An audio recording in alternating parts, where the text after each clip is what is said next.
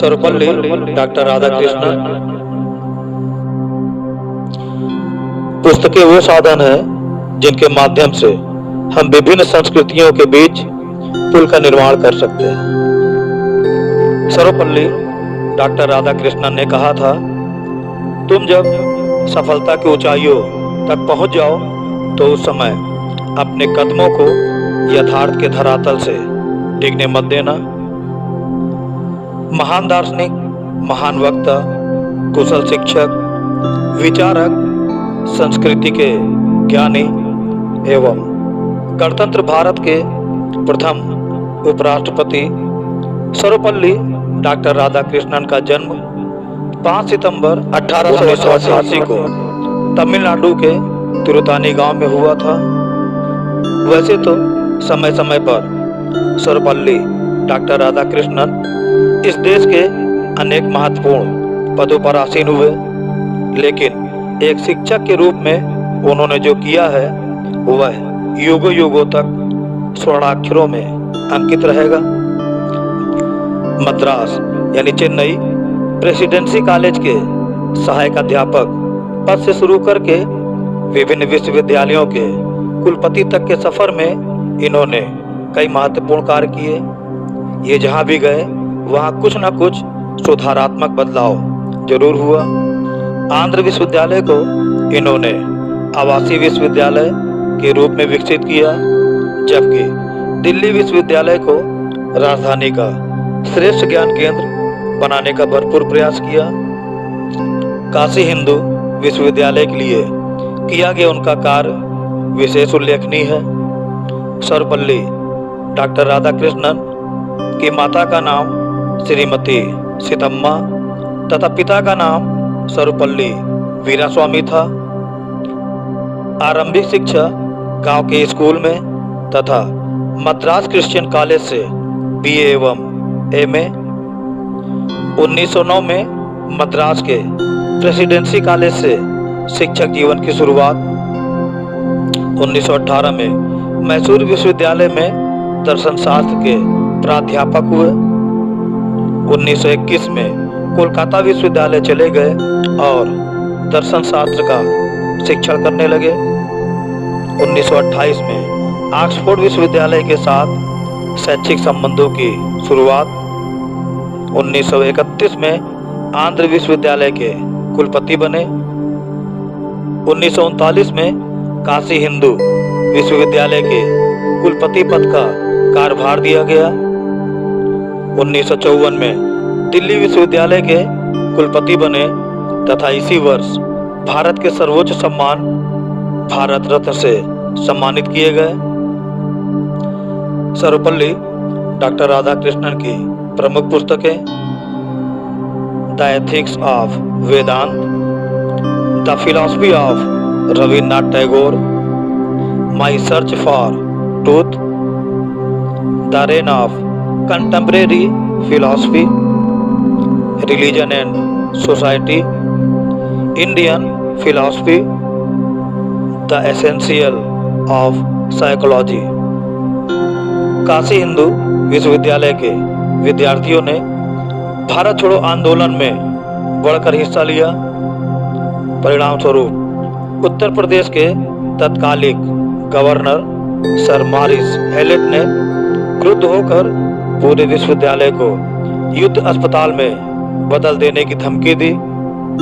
Doctor Radhakrishnan तुरंत दिल्ली गए और वहां वायसराय लॉर्ड लिनालियंगो से मिले। उन्हें अपनी बातों से प्रभावित कर गवर्नर के निर्णय को स्थगित कराया। फिर एक नई समस्या आई। क्रुद्ध गवर्नर ने विश्वविद्यालय की आर्थिक सहायता बंद कर दी, लेकिन राधाकृष्णन ने शांतिपूर्वक येन केन प्रकारण धन की व्यवस्था की और विश्वविद्यालय संचालन में धन की कमी को आड़े नहीं आने दिया।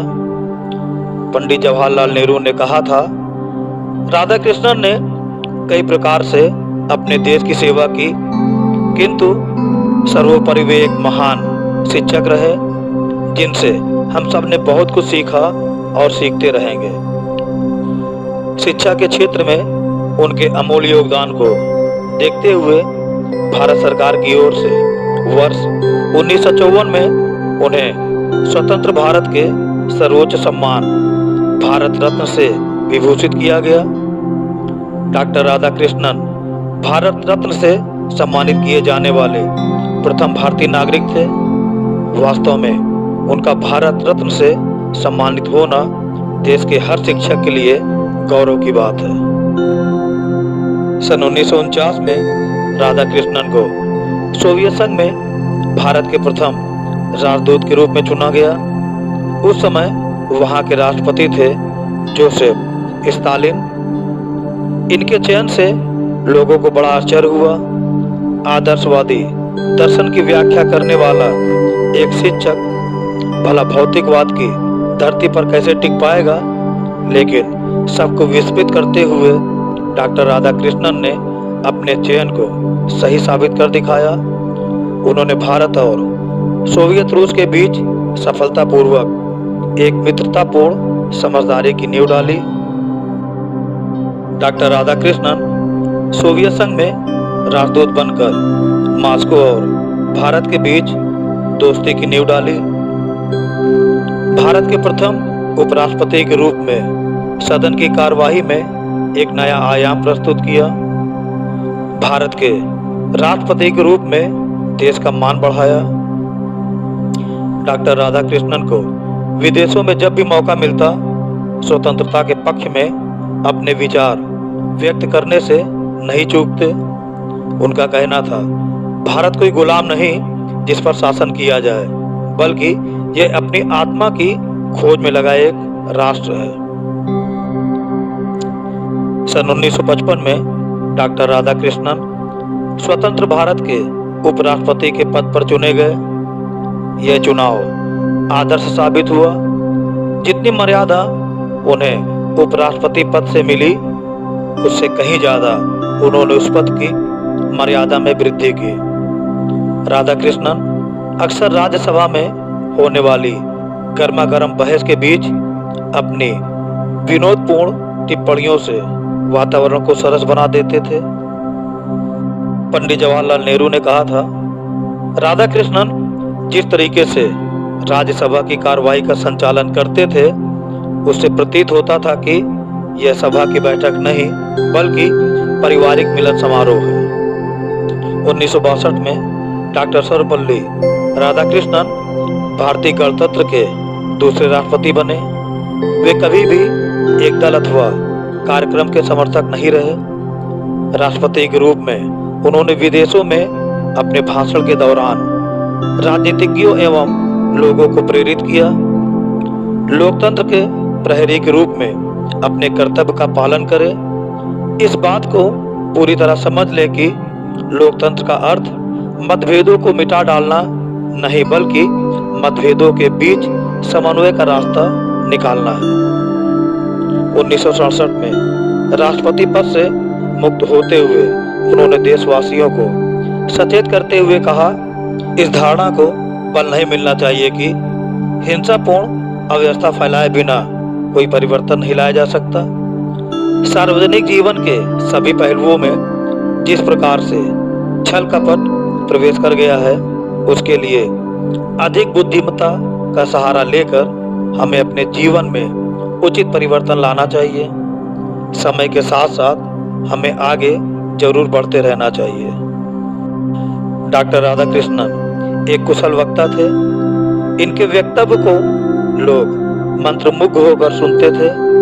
वे गंभीर से गंभीर विषयों का प्रस्तुतिकरण अत्यंत सहज रूप से कर लेते थे। इनके व्याख्यानों से देश ही नहीं वरन पूरी दुनिया के लोग प्रभावित थे। वे कठिन से कठिन विषयों की व्याख्या आधुनिक शब्दावलियों में इस प्रकार करते थे कि इसका प्रयोग लोग अपनी आधुनिक अनुभूतियों के अनुरूप कर सके।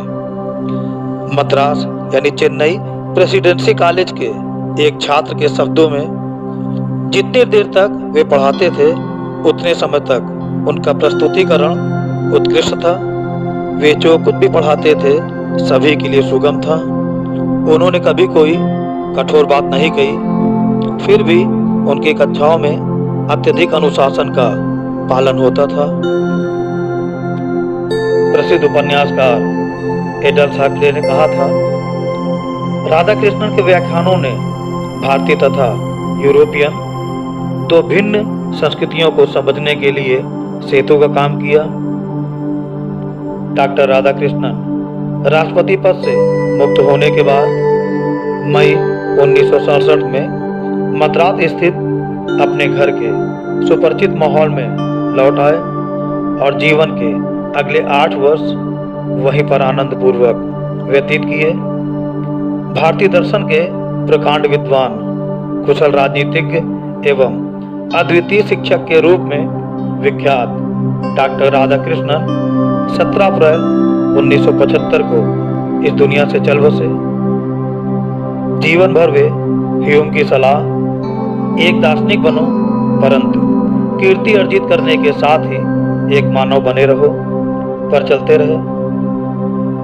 नोबेल पुरस्कार विजेता सीवी रमन ने डॉक्टर राधाकृष्णन के विषय में कहा था, राधाकृष्णन के दुबले पतले शरीर में एक महान आत्मा का निवास था, एक ऐसी श्रेष्ठ आत्मा जिसकी हम सभी श्रद्धा, प्रशंसा, यहाँ तक कि पूजा करना भी सीख गए। ऐसे महान शिक्षक की स्मृति में प्रत्येक वर्ष 5 सितंबर को शिक्षक दिवस मनाया जाता है।